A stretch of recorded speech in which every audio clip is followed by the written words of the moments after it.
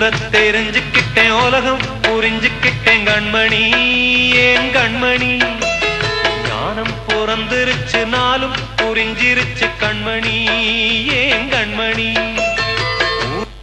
எங்கே செல்லும் இந்த பாதை யாரோ யாரோ அறிவார்